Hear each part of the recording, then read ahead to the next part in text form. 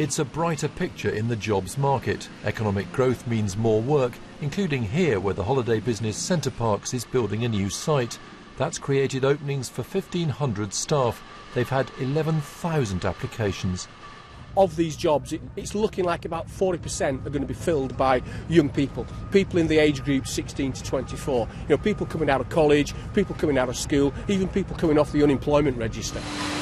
Youth unemployment nationally has fallen, and the younger recruits here are glad of the opportunity to get permanent work. I found getting a full-time job very difficult. I was looking everywhere, newspapers, online, struggling to find anything really. It was quite a relief when I found Center Parcs. Ministers were quick to welcome news that the jobless total in the economy was falling. Our economic plan is working. There are more people in work in this country than ever before.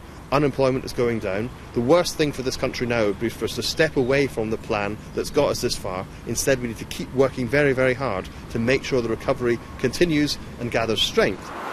Labour said the news was welcome, but argued there was still a long way to go to tackle youth unemployment.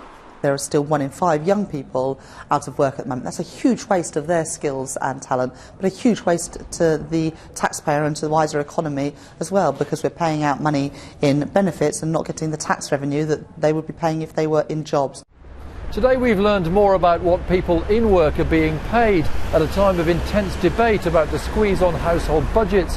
The figures show that average pay rises across the economy have picked up a bit. Yesterday's figures showed the inflation rate had fallen to 1.9%. Wage growth, excluding bonuses, has moved up to 1%.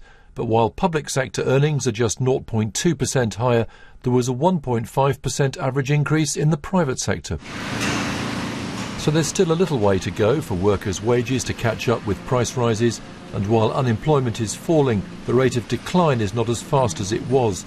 And in some parts of the UK, including Northern Ireland, there was a slight increase. Hugh Pym, BBC News.